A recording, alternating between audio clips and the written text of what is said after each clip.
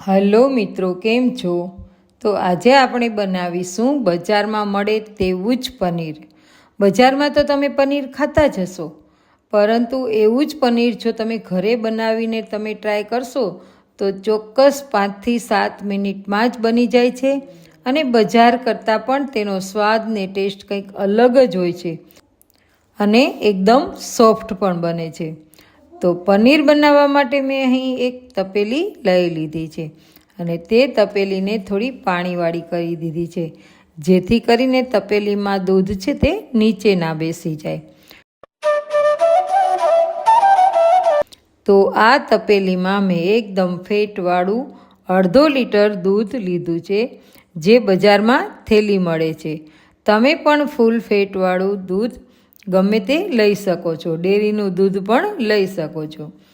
તો હવે આ દૂધને મેં ગેસ ઉપર ગરમ થવા મૂકી દીધું છે અને દૂધને ફાડવા માટે થઈ અને મેં અહીં એક લીંબુ લીધું છે અને વિનેગર પણ લીધું છે. આ બેમાંથી તમે ગમે તે દૂધને ફાડવા માટે વાપરી શકો.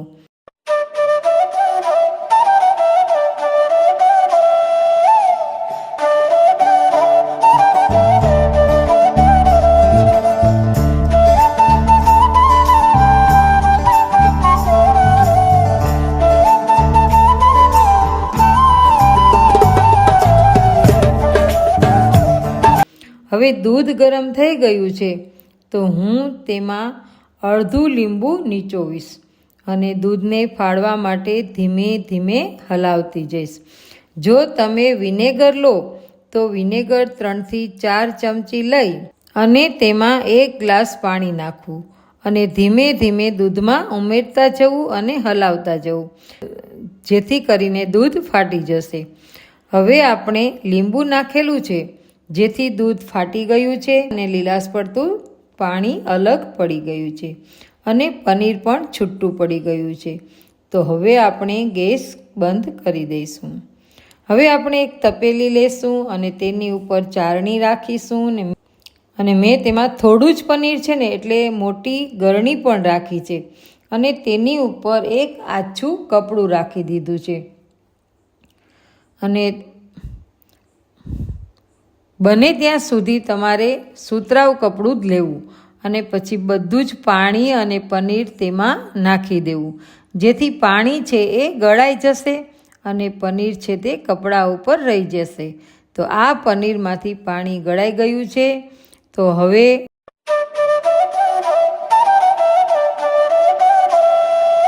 હવે તો પનીર તો હજી ગરમ છે અને તેમાં લીંબુની ખટાશ પણ રહેલી હોય છે, માટે તેની ઉપર આપણે સાદું ઠંડુ પાણી નાખી દઈશું. મેં અહીં એક તપેલામાં સાદું પાણી લીધું છે અને આ પનીરને કપડાં સહિત અંદર ડૂબાડી અને સારી રીતે ધોઈ લીધું છે, જેથી કરી અને લીંબુની ખટાશ પણ નીકળી જાય.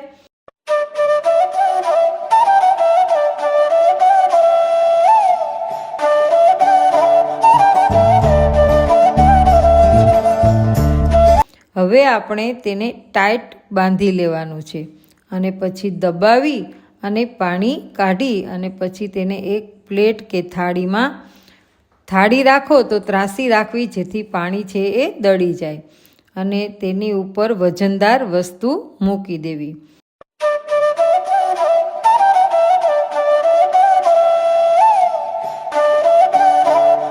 મેં અહીં થાળી ઢાંકી દીધી છે માથે અને પછી ખાંડણી મૂકી દીધી છે અને ખાલી ખાંડણી પણ મૂકી દીધી છે અને મેં અહીં ખાંડણી મૂકી દીધી છે, જેથી તેમાં રહેલું તમામ પાણી નીકળી જાય.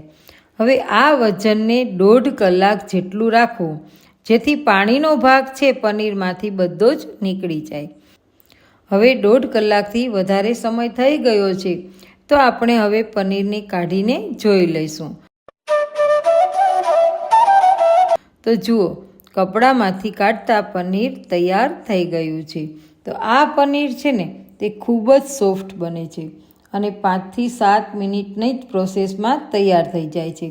ખૂબ જ ટેસ્ટી અને સ્વાદિષ્ટ આ પનીર તમે કાચું પણ ખાઈ શકો છો. તો જોયું ને તમે, કે આપણને બજાર કરતાં ઘરમાં બનાવેલું પનીર કેટલું સસ્તું બને છે. તો તમે બનાવીને જરૂરથી ટ્રાય કરજો. અને પંજાબી શાક બનાવવું હોય તો બજાર કરતાં ઘરનું જ પનીર બનાવીને વાપરવું. તો આ રેસીપી આપને કેવી લાગી? જો પસંદ આવી હોય તો વધુમાં વધુ શેર કરજો અને કમેન્ટ કરીને જણાવજો. અને લાઈક અને સબસ્ક્રાઈબ કરવાનું તો ભૂલતા જ નહીં. આવજો. અને હવે આ નિતારેલું પાણી છે ને, તેને ફેંકવું નહીં. તમે તેનાથી લોટ પણ બાંધી શકો છો, ગ્રેવીમાં પણ નાખી શકો છો અને સૂપ પણ બનાવીને પી શકો છો.